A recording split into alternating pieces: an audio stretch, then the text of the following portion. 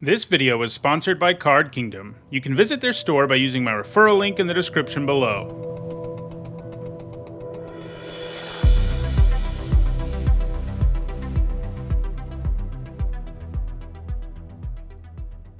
Hi everyone, I'm Nizzahon, and it's Monday, and that means it's time for another MTG Top 10, the series where I rank cards based on their historical performance at Magic's highest level of competition. Today, we're going to take a look at creatures who can't block. Obviously, taking away a creature's ability to block is a very real downside, as it's unable to do one of the most basic things that creatures normally can do. However, as is true with most downsides, when they design a creature that can't block, that allows them to really push the card in terms of its stats and effects. And usually, this means pushing the card in the direction of being really aggressive, since creatures that can't block are already pretty much all in on attacking. To be eligible for this list, a card had to be a creature that can't block, or the card had to make creature tokens that can't block. In all, there were 91 cards that met this requirement, and in this video, we're going to talk about the 10 that have left the biggest mark on competitive Magic. Before we get started, here's a quick reminder on how to score cards in these videos. A first tier top 8 is worth 2 points. This includes an event like a Pro Tour or a World Championship, and a second tier top 8 is worth 1 point. This includes events like Grand Prix and Magic Fests. Alright, let's get to our list. At number 10, it is SOLTARI Priest. When making this list, I wasn't sure whether I wanted to include cards with Shadow or not, but in the end I thought it made sense to. Creatures with Shadow can only block other creatures with Shadow, and that seemed narrow enough to me. The upside is that they can also only be blocked by creatures with Shadow. In the case of the Priest, you also get protection from red tacked on, and that's actually pretty nice on a 2-1, since lots of red spells would be able to kill it really efficiently if it didn't have protection from red. The Priest was originally printed in Tempest, but it also received a time-shifted reprint in Time Spiral. It gained points in Tempest Block Constructed, Standard, and Extended over the years, and all of these points came in aggressive white decks. It hasn't gained any points since 2007. At number 9, it is DAUTHI Voidwalker, the second and final creature with Shadow to make this list. The Voidwalker is a much newer Shadow card, only printed in last year's Modern Horizons 2. That also means it was never legal in formats like Standard or Pioneer, but it still managed to make an impact in other formats pretty quickly. It can't block most things, of course, but it is a hard-to-block 2-mana 3/2 that can represent a pretty quick clock. On top of that, it also comes with the upside of hating on the opponent's graveyard, and it can even sacrifice itself to let you play a card that the Voidwalker exiled, and you don't even have to pay the mana cost. In short, the Voidwalker gives you a ton of value for only 2 mana, on top of just being a great beater. It has been played in Modern Death Shadow, Rakdos Aggro, and Jund. It's also seen some play in Legacy Dark Depths. It's in a great position to keep gaining points going forward, and it's very likely to continue to move up this list. At number 8, it is RAKDOS CACKLER. This is another card with a mechanic that can make your creature unable to block. The CACKLER comes with Unleash, which means that when you play it, you choose between putting a +1/+1 counter on it or not putting a +1/+1 counter on it. If you give it the counter, it can't block. Obviously, it's a way better idea to choose that second option. Not being able to block is a downside for sure, but if you're playing this card, you're generally an aggro deck looking to do as much damage as quickly as possible, so you don't need to worry about something as silly as blocking. A 1-mana 2/2 is a great rate. Of course, it is nice that it has the upside of being able to be a 1/1 that can block in some narrow cases, such as those where a blocker might help you survive so you can win a race. The Cackler's points all came in red or black aggro decks in block and standard. It's the only card with the Unleash mechanic to make this list. It hasn't gained any points since 2014, and it will be passed by the Voidwalker in the very near future. At number 7, it is RIMROCK Knight. A 2-mana 3/1 that can't block is kind of rough, since it isn't like you're getting an incredible deal. However, he also comes with an adventure that lets him give +2/+0 to one of your creatures. This little knight is great for aggressive decks, because the trick lets you get in for more damage before then casting the hard-hitting 2-mana 3/1. The fact it can't block doesn't really matter in those decks. RIMROCK has gained points in both Standard and Pioneer, and unsurprisingly they've all come in aggro decks. Primarily mono-red aggro decks, But the Knight has also gained points in Gruul Adventure, which has various ways to get extra value out of creatures with Adventure, and Mardu Knights, which can get some extra value out of the Knight's creature type. So far, in 2022, Rimrock Knight hasn't gained any points, but it has some chance of gaining more in formats like Pioneer and Historic. At number 6, it is Putrid Imp. The Imp can actually block if you don't have Threshold, but once you do have it, it becomes a 2/2 that can't block. This helps balance the fact that it is often just a 1-mana 2/2 in a lot of decks. Unsurprisingly, the Imp has been played a lot in graveyard decks over the years, where it just is a 2/2 most of the time, and it also happens to enable those types of decks pretty well, since it can just throw cards from your hand into the graveyard for free. Its first points came in an extended Reanimator deck in 2004, but then it went quiet for several years. Then, the Imp helped power the very first Dredge deck ever, which emerged in Extended in 2008. This version of the Dredge deck was largely built around Ichorid. The Imp could help you get it into play, and it could provide the fuel for Ichorid while it was in the graveyard, while also chipping in for damage itself.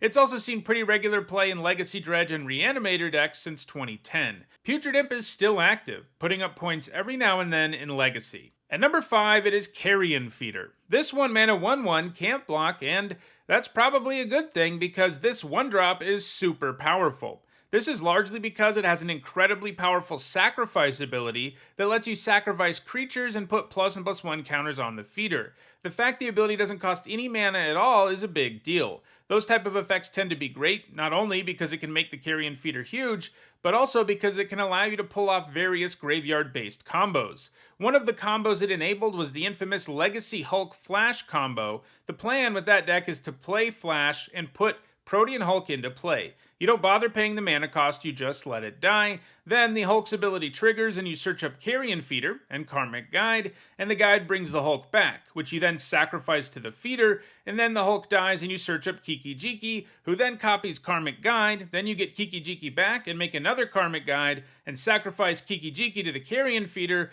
and rinse and repeat until you can attack for lethal. The feeder was crucial to this combo, since it made sure your creatures would get into the graveyard so you could get them back with Karmic Guide. The combo was quickly banned out of the format because you could pull it off super consistently and way too early. More recently, it's been played in Hogak decks in both Legacy and Modern. A reprint in Modern Horizons means the feeder is legal in Modern, just like Hogak was.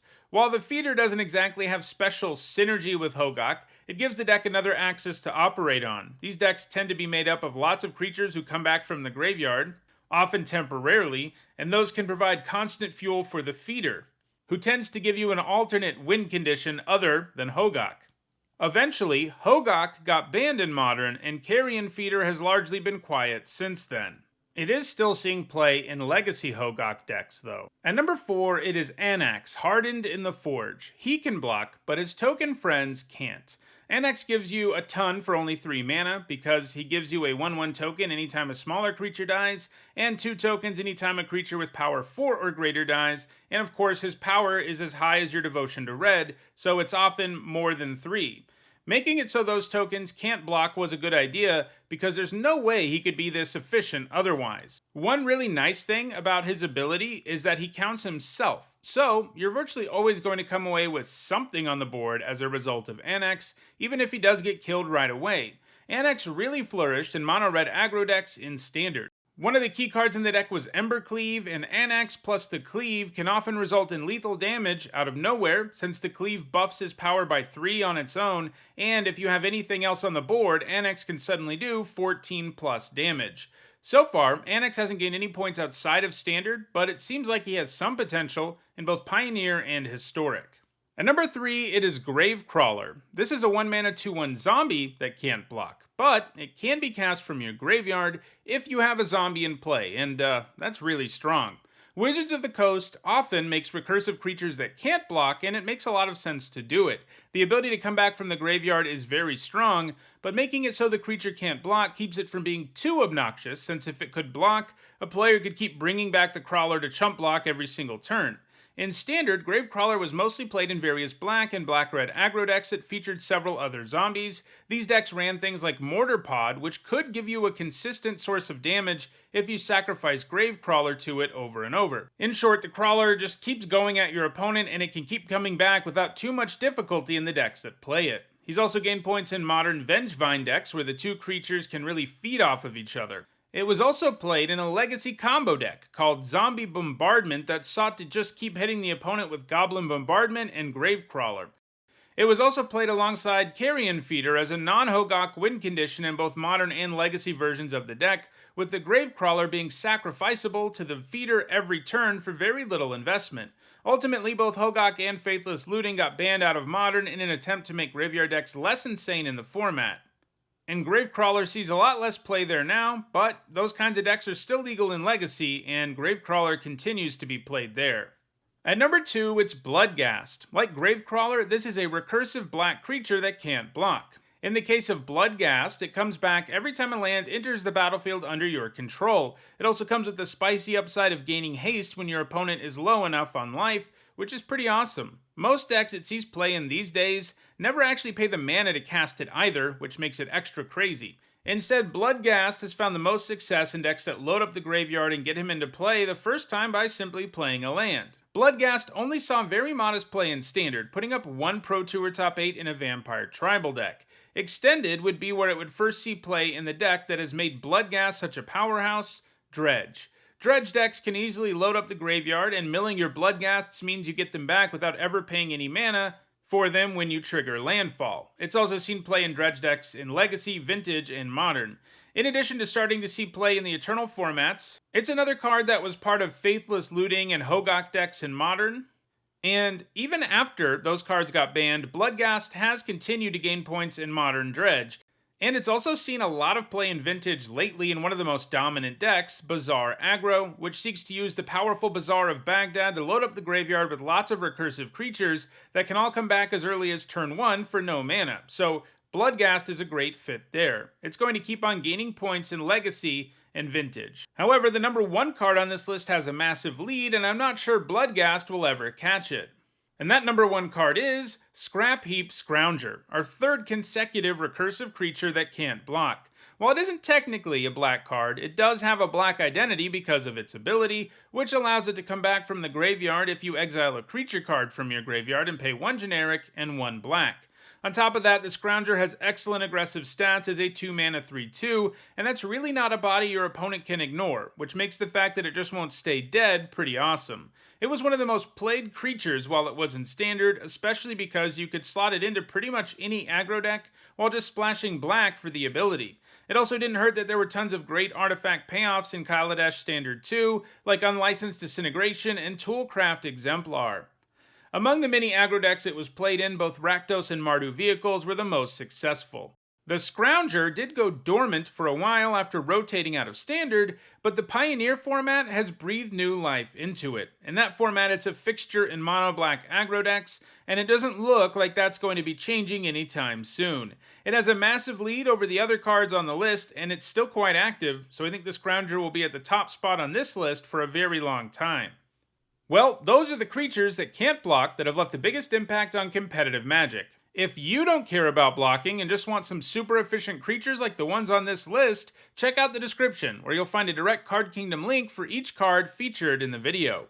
If you want to make sure you catch future MTG Top 10s, don't forget to subscribe and turn on notifications. If you want to catch up on the over 460 other MTG Top 10s I've already done, you should see the playlist on your screen shortly. And lastly, if you enjoy my content and you want to give back, you can on Patreon. Thanks for watching.